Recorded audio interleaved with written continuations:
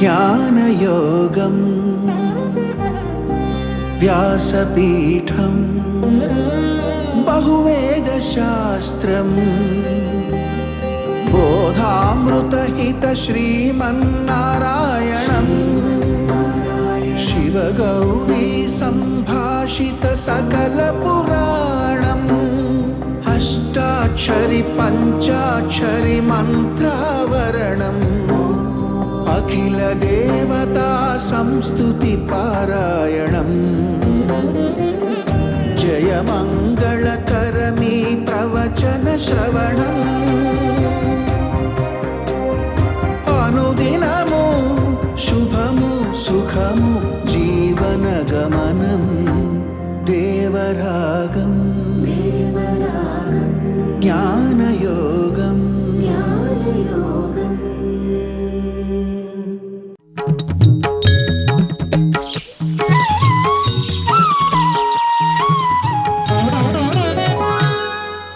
ఆపదామపహర్తారం దాతారం సర్వసంపదాం లోకాభిరామం శ్రీరామం భూయో భూయో నమామ్యహం.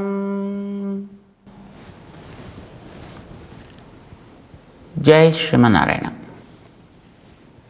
ప్రియ భగవద్బంధువులారా, భగవద్గీతలో 9వ అధ్యాయం చాలా ప్రధానమైనటువంటి అధ్యాయం. ఇందులో ప్రేమతో భగవంతుణ్ణి ఆరాధన చేసి ఆ భగవద్ అనుగ్రహంతో వాళ్ళు సాగించే జీవన పద్ధతి మనకి చాలా స్పష్టంగా తెలియజేస్తుంది. భగవంతుడు తనని ఆ రకంగా భజించే వాళ్ళ విషయంలో, సేవించే వాళ్ళ విషయంలో, ప్రేమతో సేవించే వారి విషయంలో ఆయన ఏ రకమైనటువంటి అనుగ్రహాన్ని చూపిస్తాడు, ఈ విషయాలు దాంట్లో స్పష్టం చేస్తున్నాడు. అందుకు 9వ అధ్యాయం చాలా ప్రధానమైనటువంటి అధ్యాయము అని అంటారు. దీని గురించి మనం గతంలో చెప్పుకున్నాం. ఇందులో భక్తి అనేది ప్రధానంగా తెలుస్తుంది అని. దీన్ని 6 తాత్పర్య లింగాలతోటి మనం నిరూపణ చేసుకున్నాం. ఇందులో ఈ విషయం స్పష్టంగా ఉంటుంది అని.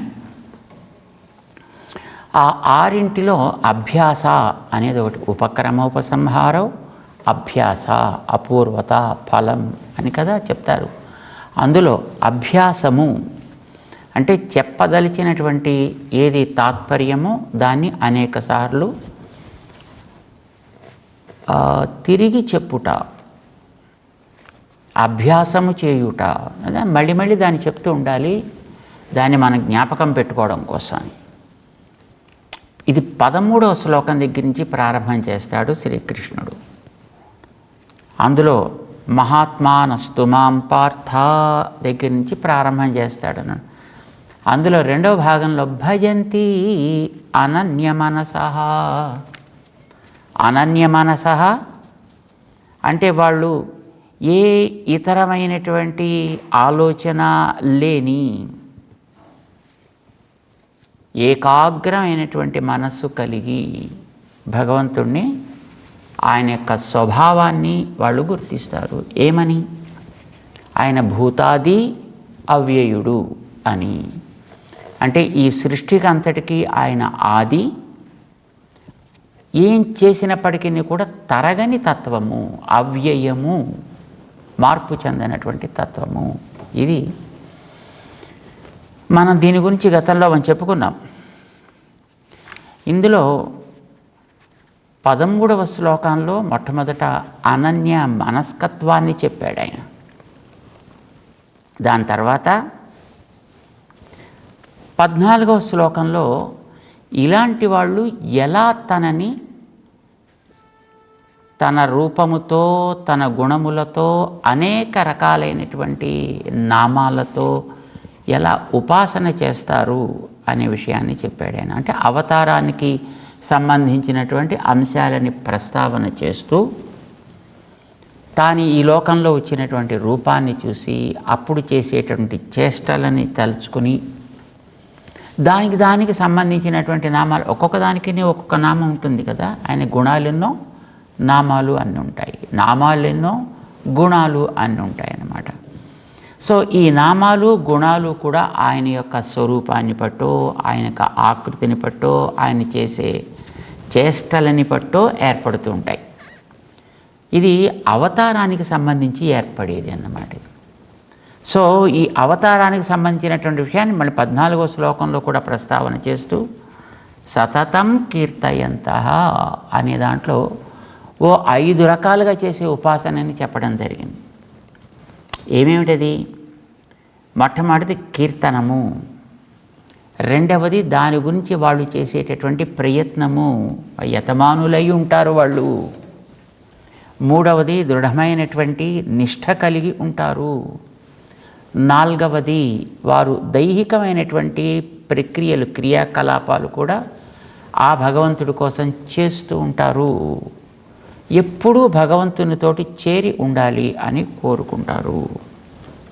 ఆళ్వార్లు చెప్తారండి ఒక చోట 3వ పదిలో చెప్తారు, మొయ్ మాం పూంపొழில் పొయ్గై முதலை சிறை பட்டு நின்ன கைமாவு கருள் செய்த கார்முகில் போல் வண்ணன் கண்ணன் எம்மானை சொல்லி பாடி எழுந்தும் பறந்தும் துள்ளாதார் తంబిరపాల్ పయనెన్నే అని ప్రశ్న వేస్తారు. భగవంతుడు చేసినటువంటి ఒక్కొక్క చేష్టని తలుచుకుని వాళ్ళలో కలిగేటటువంటి ఒక ప్రీతి, అతిశయం ఎలా వాళ్ళని అనేక రకాలైనటువంటి స్థితుల్లో వాళ్ళు కరిగిపోయేటట్టు చేస్తుంది అనేది. మొయ్మాం పూంపొழிల్ పొయ్గై, గజేంద్ర వృత్తాంతాన్ని చెప్తున్నారు దాంట్లో. గజేంద్రుడు ఒక పుష్కరిణిలో అందమైనటువంటి పుష్పాలను చూశాడు. ఆయన ఆ చూసిన పుష్పాలన్నీ కూడా భగవంతుడి శ్రీపాదాలకి అర్పించ తగినవి అని అనిపించింది అతనికి. ప్రకృతిలో ఏ వస్తువు చూసినా ఇది భగవంతుడికి అనే భావిస్తారు భక్తులైనటువంటి వ్యక్తులు ఎప్పుడు కూడా. ఎక్కడ అందమైనటువంటి పుష్పాలు చూసినా ఇది భగవంతుడికి పెడితే ఎట్లా ఉంటుంది, అందమైన మేఘాలు కనిపిస్తే ఇది స్వామి యొక్క రూపాన్ని ఏ విధంగా ప్రతిబింబిస్తాయి, ఒక చక్కటి ఒక పక్షి కనిపిస్తే అది భగవంతుని యొక్క నామాన్ని ఎట్లా తన యొక్క స్వరం ద్వారా కీర్తిస్తోంది. ఇది అది అని లేదు, ఏది చూసినా వారికి భగవత్ సంబంధం దాంట్లో కనిపిస్తుంది.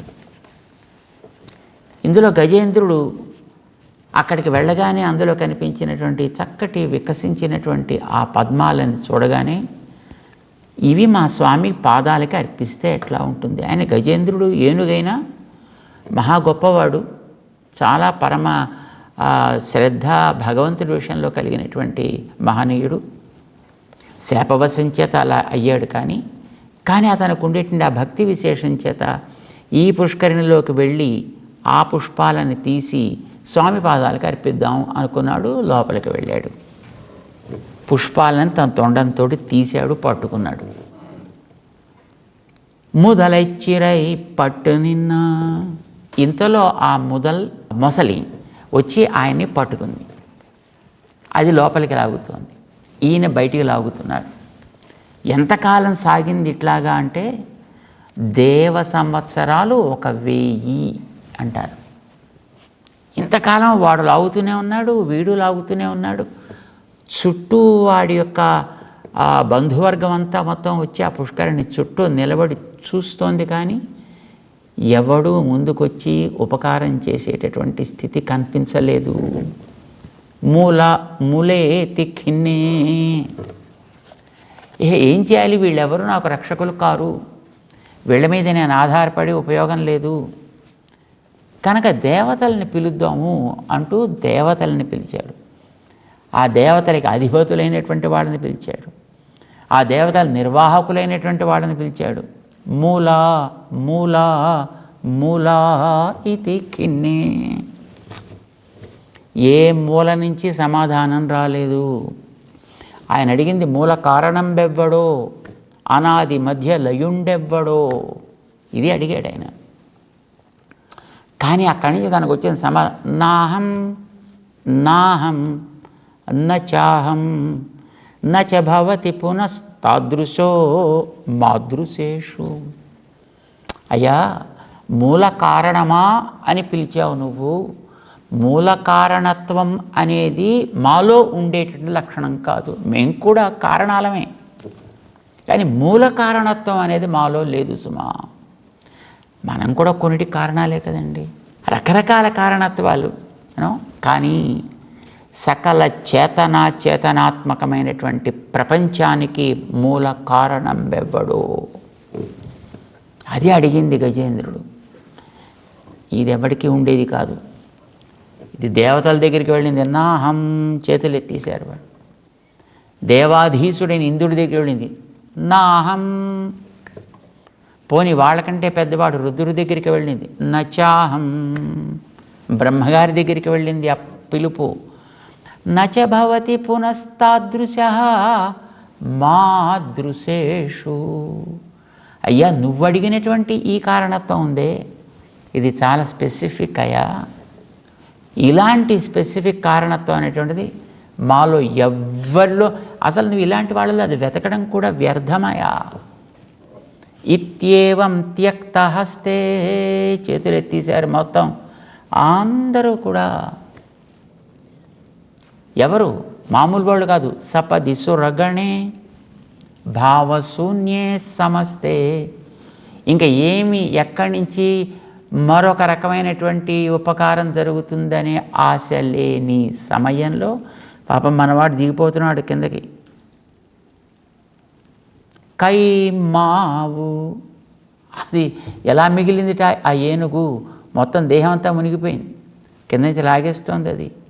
ఆ తొండం మాత్రం ఆ చివరి గాలి వెళ్ళేటువంటి ఆ 2 కన్నాలు ఉంటాయి కదా దానికి, అది మాత్రం నీళ్ల పైకి తేలింది. అక్కడ పువ్వులు ఉన్నాయి అక్కడ, అది దాంతో పట్టుకుంది. ఇంకా ఈ పువ్వులు దేవుడి పాదాలకు కదా వేయాల్సింది. నీళ్ళల్లో పడితే మళ్ళీ వ్యర్థం అయిపోతాయి, ఇవి ఆక్రాంతం అయిపోతాయి. కనుక వీటిని ఆయనే తీసుకోవాలి అని ఆ శ్రద్ధతో పట్టుకున్నాడు ఆయన. ఇదే చెప్పాడు కూడా ఆయన. నాహం కళేబరస్యాస్య త్రాణార్థం. భగవంతుడు రుచింద్రరావు చెప్పాడు, నేను ఈ పాడు శరీరాన్ని కాపాడమని నిన్ను కోరటంలా లేదయా, దానికోసం నిన్ను రమ్మని లేదయా. ఇది నువ్వు వచ్చి ఈవేళ తీసినా రేపు పొద్దున మళ్ళీ పోయేదే. దాని లక్షణం పోవడమే. కనుక పోవడం అనేది ఎలాగో దానికి ఖాయము. అలాంటి దాన్ని రక్షించమని నేను ఎందుకు అడుగుతా? నన్ను రక్షించడం కాదయా ప్రధానం, నీదనుకున్న ఈ పదార్థం వ్యర్థం కాకుండా, ఇది అన్యపరం కాకుండా చూసుకోవలసిన బాధ్యత నీది. నీ వస్తువుని నువ్వు గ్రహించమని నేను కోరడానికి నా తాత్పర్యం తప్ప మరొకటి కాదు. అరస్థ కమలాన్యేవ పాదయోహో అర్పితుం తవ అని చెప్పాడు ఆయన. కైమా, అందుకు దాని పేరు పెట్టారు మన ఆళ్వార్లు అనమాట. కైమా, తొండంతో మిగిలింది ఈ ఏనుగు. ఆ తొండపుతో మొత్తం తొండం అంతా కాదు, ఆ తొండపు అంచు. అలాంటి దానికి అరుళ్ செய்த, అది ఎలా కోరిందో అలా దాన్ని కాపాడాలి. కార్ముగిల్ పోల్ కണ്ണన్ వണ്ണన్ కണ്ണన్, వర్షించడానికి సిద్ధంగా ఉండే మేఘంలాగా, కృపావృష్టి లోపల నిండి ఉన్నటువంటి మేఘముగా ఆయన వచ్చాడు ఆవేళ. కണ്ണన్ ఏమంటే కృష్ణుడు వచ్చినవాడు అప్పుడు. ఆ వచ్చిన అవతారాన్ని కృష్ణావతారం అంట. కృష్ణుడు ఎప్పటివాడు, గజేంద్రుడు ఎప్పటివాడు. కృష్ణుడు నిన్న మొన్న మన కలియుగానికి పక్క పక్కన భుజం రాసుకునే ద్వాపర యుగపు అంతంలో ఉన్నవాడు ఈయన. ఆ గజేంద్రుడి గారి చరిత్ర చూస్తే అదేమో ఎప్పుడో కృతయుగానికి సంబంధించినటువంటి చరిత్ర. కానీ మీ ఆళ్వార్లు ఏమిటండి ఇలా పాడుతున్నారు? కార్ముగిల్ పోల్ వಣ್ಣన్ కണ്ണన్, ఆయన కృష్ణుడు అని పాడుతున్నారు. అంటే మనకంటే వాళ్ళకి బాగా తెలుసును. ఏం తెలుసును అంటే వేదాలు కూడా కృష్ణనామాన్ని పలుకుతాయి అని తెలుసును. కృష్ణుడు అనంటే కేవలం వసుదేవుడికి కుమారుడై జైల్లో అవతరించినటువంటి స్వరూపం, నంద యశోదల దగ్గర పెరిగినటువంటి స్వరూపం మాత్రమే కాదు, ఇది ఒక అవతారం. కానీ అసలు ఆయన ఎప్పుడు కృష్ణుడే. ఏమిటి కృష్ణ? కృష్ణ అని విడదీసుకోవాలి. కృషి భూవాచక శబ్ద, నశ్చ నిర్వృతివాచక. నిర్వృతి అపరిమిత ఆనందము, అది ఎంతో తెలియదు. ఆనందానికి కందమైన వాడైన ఆనందో బ్రహ్మేతి వ్యజానాత్ వేదం చెప్తోంది. ఆయన ఆనందమే స్వరూపము. ఏషహ్యేవానంద యాతి అని కూడా చెప్తోంది. ఆయన ఆనందమును ఇస్తాడు కూడా. ఆనందం అవ్వడమే కాదు, పటికి బెల్లం తీపి, తీపి మాత్రమే కాదు, తీపిని ఇవ్వగలిగిందా? ఇస్తే అది కాస్త కరిగిపోతుంది. కానీ ఆయన అలా కరిగిపోయేవాడు కాదు. ఆనందం అనేటటువంటి ఒక మూర్తిభావం పొందినటువంటి ఆయన ఆ ఆనందాన్ని ఆయన ఇచ్చినంత మాత్రం చేత మళ్ళీ తాను కరిగిపోయి లేకుండా అయిపోడు. తాను అవ్యయుడయుడే, భూతాది అవ్యయుడయుండే ఆనందాన్ని ఎవరెవరికి ఏదేది ఎంతెంత కావలిస్తే ఇవ్వగలిగిన వాడైన. ఇది మనకి వేదమే చెప్తోంది. అలాంటి ఆనంద స్వరూపుడు కనుక, ఆనంద గుణకుడు కనుక, ఆనంద ప్రదుడు కూడా కనుక తేడా ఉందండి. ఆనంద స్వరూపుడు అంటే ఆనందం, ఆనంద గుణకుడు అంటే ఆనందమును కలిగి ఉన్నవాడు, ఆనంద ప్రదుడంటే ఆనందమును ఇచ్చువాడు అని అర్థం. సో ఇవన్నీ ఆయనలో ఉన్నాయి కనుక అలాంటి ఆయనకి పేరు కృష్ణ. ఈ కృష్ణుడు అనేటటువంటి వాడు లోకాలని కాపాడువాడు. కృష్ణ ఏవ హి లోకానాం ఉత్పత్తి అపిచ అప్యయ. అప్యయము ప్రళయము, ఉత్పత్తి సృష్టి, ఇవి రెండూ చేసేవాడు కృష్ణ ఏవ హి. అయితే ఆ కృష్ణ అనేటటువంటి పదాన్ని ఇలాగ ఇంకా ఎన్నో చోట్ల వాడారు. తైత్తరీయం అనే ఒక ఉపనిషత్, ఒక వేద భాగం, అందులో చెప్తారు మనకి భూమిని చేసేటటువంటి ఒక ప్రార్థన సాగేటటువంటి చోట్ల ఉద్ధృతా శివరాహేణ, హే భూమే ఉద్ధృతాసి, ఒకనాడు నువ్వు పైకి ఉద్ధరించబడ్డావు. ఎవని చేత? వరాహేణ, ఆయన ఆ శ్వేత వరాహ స్వరూపాన్ని ధరించి నిన్ను పైకి ఎత్తెను. ఎలాంటి వాడై ఎత్తెను? కృష్ణేన శతబాహునా. కృష్ణేన శతబాహునా, ఆయన కృష్ణుడై తన యొక్క 100 చేతులతోటి నిన్ను పైకి ఉద్ధరించి తెచ్చి తిరిగి నీ స్థానములో నిన్ను స్థాపన చేసెను. ఇది వేదం చెప్తోంది. మరి కృష్ణుడా ఆవేళ చేసింది? కృష్ణుడు అనేది ఈవేళ మనం చూసేటటువంటి అవతారానికి సంబంధించిన నామము. ఈ నామం ఆయనకి ఆ నామాన్ని పట్టుకొచ్చి పెట్టారండి ఇక్కడ, అంతే తప్ప ఈయన వల్ల దానికి నామం రాలా. ఈయన కాదు నిజానికి జగత్తుని ఆ రకంగా చేసినటువంటి వాడు. ఈయన ఒక అవతారం. ఎస్, రామావతారంలాగా,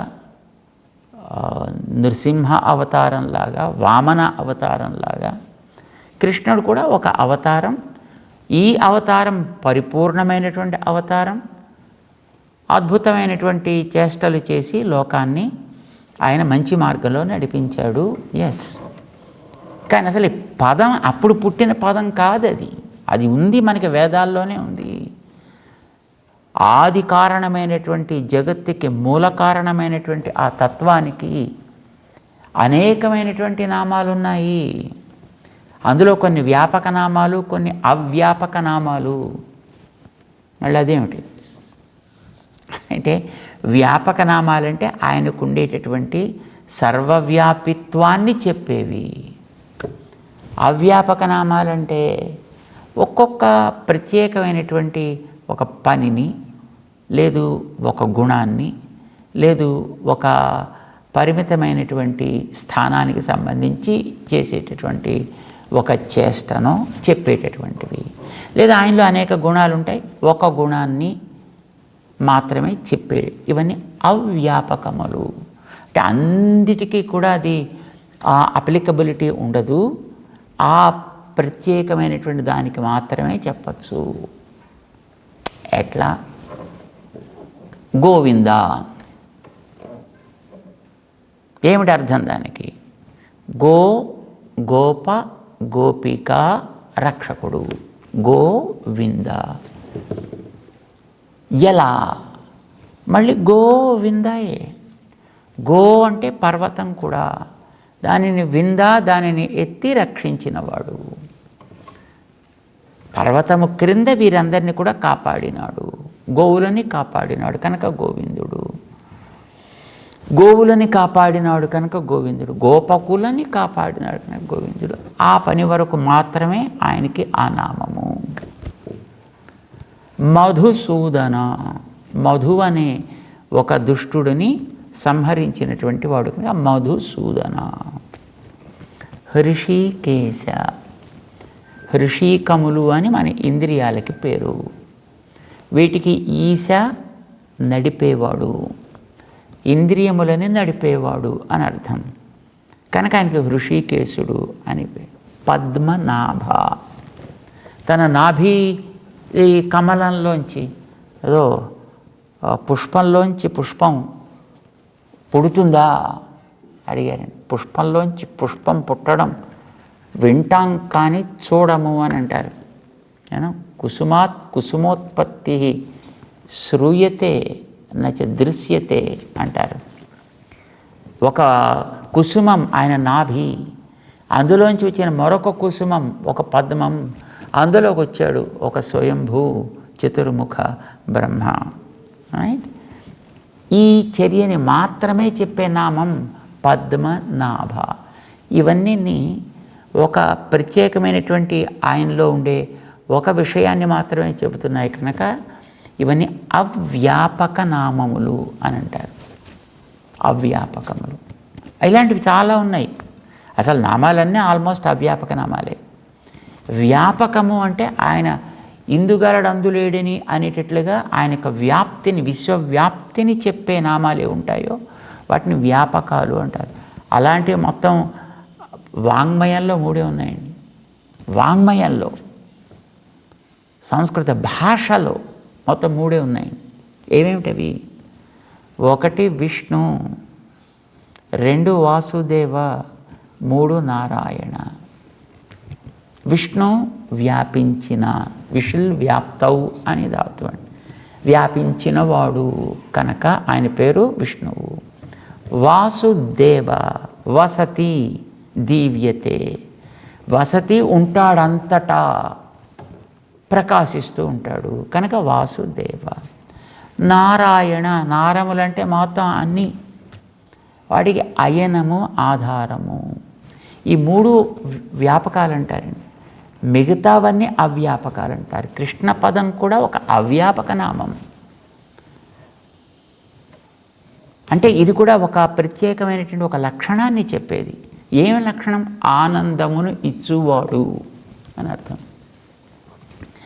వరాహ స్వరూపంలో ఉధృతాసి వరాహేణ, వరాహ రూపాన్ని ధరించినటువంటి ఆనందప్రదుడైనటువంటి ఆ స్వామి ద్వారా శతబాహున, ఆయన ఎన్నో అన్ని వైపులా తన చేతులు కలిగిన వాడైనా కనుక మొత్తం నిన్ను పట్టి పైకి తెచ్చి నీ స్థానంలో నిలిపినాడు అని భూమిని గురించి చేసేటువంటి ఒక ప్రార్థనకి ఈ మంత్రాన్ని వాడింది వేదం.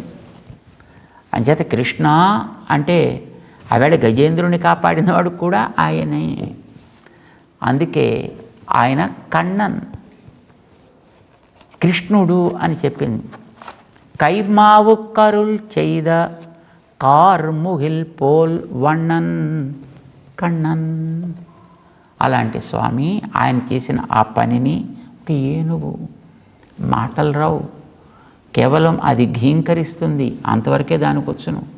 కానీ ఆ మాత్రపు ఆ ఘీంకారాన్ని ఆధారం చేసుకుని దాని భావాన్ని గుర్తించి దాన్ని సఫలం చేయడం కోసం ఎక్కడి నుంచో ఉరుకులు పరుగులు వేసుకొచ్చినటువంటి స్వరూపంలో ఆయన చేసి దానికి ఉపకారం జాగ్రత్తగా పైకి తెచ్చి సర్జరీ చేసి కాలు పాడైపోకుండా చూసి ఎముకల్ని కూర్చి మాంసాన్ని కూర్చి చర్మాన్ని చేర్చి దానికి ఉజ్జీవన కల్పించి ప్రాణం పోసి ఎంత ఉపకారం చేసి దానికి ఆనందాన్ని ఇవ్వాలి కదా.